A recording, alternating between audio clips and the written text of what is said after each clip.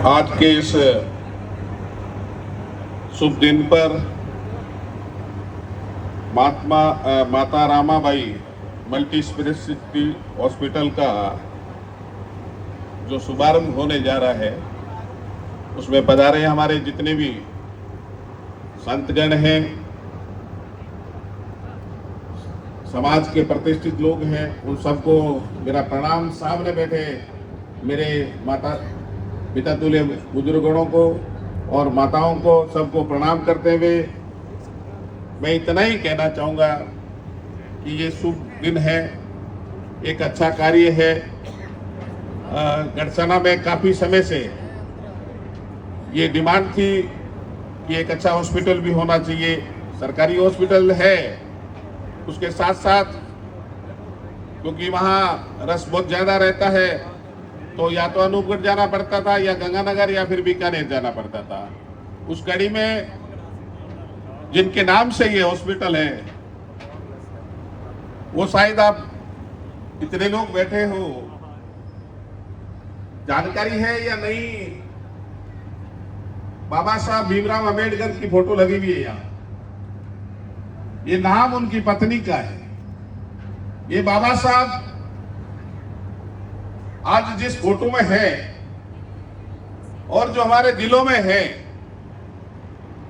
और जितना भी काम उन्होंने किया, उनके पीछे अगर कहीं हम कहीं देखते हैं तो उनकी त्याग, उनका बलिदान, उनकी मेहनत, उनकी तपस्या।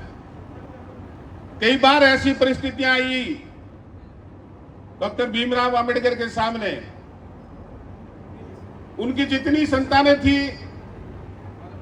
उन्होंने सारी संतानें अपने जीवन में ही खो दी थी। उस दौरान जब संघर्ष कर रहे थे और द्वितीय गोलमेज सम्मेलन और तृतीय गोलमेज सम्मेलन के बीच में थर्ड गोलमेज सम्मेलन इंग्लैंड में होने जा रहा था,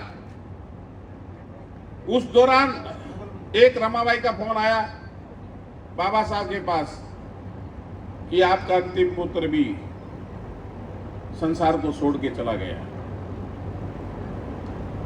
बड़े दुख हुआ उनको और उस दुख की घड़ी में एक सामान्य नागरिक होता और एक सामान्य मां होती तो कहती कि आप जहां हो तुरंत आ जाओ। लेकिन उन्होंने उस समय उनका हौसला बढ़ाया कि मैंने एक पुत्र खोया है, लेकिन आप एक ऐसा समाज जो लगभग इस भारत की धरती पर उस समय करीब 70% के आसपास उनकी समस्या रखने के लिए, उनको जीने का अधिकार दिलाने के लिए, उनको समानता का अधिकार दिलाने के लिए और उन महिलाओं के लिए जिनको समान अधिकार और वोट का अधिकार। ये भारत देश एकमात्र ऐसा देश है जो देश आजाद हुआ और संविधान लागू होने के साथ महिलाओं को वोट देने का अधिकार मिला। ये अमेरिका और इंग्लैंड भी हमसे पीछे है, इटली भी हमसे पीछे है।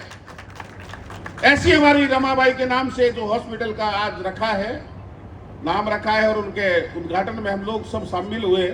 मैं समझता हूं कि ये आगे बढ़े और फूले फले और जीवन में देखो डॉक्टर और पेशेंट का जो है रिलेशन, वो ऐसा रिलेशन है कि डॉक्टर चाहता है मेरा पेशेंट ठीक हो, मेरे मरीज का मैं बेस्ट से बेस्ट इलाज करूं, और पेशेंट ऐसा होता है कि डॉक्टर ही मेरा इलाज करेगा। लेकिन कई बार परिजन, कई जगह मैं घटनाएं देख रहा हूं आजकल, मैं समझता हूं धरती पर ऐसा कोई भी डॉक्टर नहीं है जो अपने पेशेंट के साथ, अपने मरीज के साथ कोई ऐसा काम करता हो जिसके कारण से उसको नुकसान हो। वो हमेशा चाहता है मेरा पेशेंट ठीक होकर अपने घर में जाए। लेकिन कई बार ऐसी परिस्थितियां आ जाती है तो मैं उनसे भी निवेदन करना चाहूंगा कि आप धैर्य जरूर रखना, बाकी तो ईश्वर के हाथ में है। ये सहयोग है, ये सुविधा है, ये अंतिम परिणाम नहीं है, ये आपको हेल्पिंग, जैसे अंग्रेजी में है ना टेंस पढ़ते हैं तो सहायक क्रियाएं होती है, उसी रूप में है, हेल्पिंग वर्ब है ये, और हेल्पिंग वर्ब के रूप में ये कार्य करते हैं। बुखार आ गया तो दवाई देंगे, ठीक करने का प्रयास करेंगे, लेकिन अंतिम जो है वो ईश्वर के हाथ में है, हमारे हाथ में होता नहीं है। ईश्वर ने ये चीज अपने हाथ में रखी है। बहुत सारे ऐसे ऐसे डॉक्टर देखे हैं मैंने। कई बार एक सर्जन है कार्डियोलॉजिस्ट, जिनका आपने भी बहुत नाम सुना होगा, शायद अहमदाबाद के थे, और वो दुनिया में सबसे ज्यादा ऑपरेशन हार्ट के करने के लिए फेमस थे। और एक दिन अचानक रात को उनका हार्ट कोलैप्स हो गया। तो जो लोगों के हार्ट ठीक कर रहा था, ऑपरेशन कर रहा था, ऊपर वाले ने उसकी चाबी भी अपने पास रखी, उसको भी नहीं बताया कि तेरा आज हार्ट बंद होने वाला है। तो बाकी सब ईश्वर पे छोड़ दीजिए। डॉक्टर अच्छा करते हैं, अच्छी सुविधा देने का प्रयास करते हैं, और उस कड़ी में आज ये अच्छा हॉस्पिटल खुला है। साथ में आज एक फोटो मैंने और देखा है भगवान बुद्ध का। भगवान बुद्ध के बारे में बहुत सुना होगा आप लोगों ने भी, लेकिन भगवान बुद्ध के जो 4 चीज है जिसको लेकर अंतिम समय में जब उन्होंने देखा, उन्होंने सोचा था कि जन्म होता है, मृत्यु होती है, मृत्यु के बाद में आत्मा क्या करती है, आत्मा अजर है या अमर है, ऐसे बहुत सब्जेक्ट पर रिसर्च करने के बाद में एक अंतिम पड़ाव की ओर आए। उन्होंने कहा कि दुख है, दुख है, तो दुख का कोई न कोई कारण है। अगर उस दुख का कोई कारण है तो उसका कोई निवारण है, और निवारण है उसका कोई रास्ता है।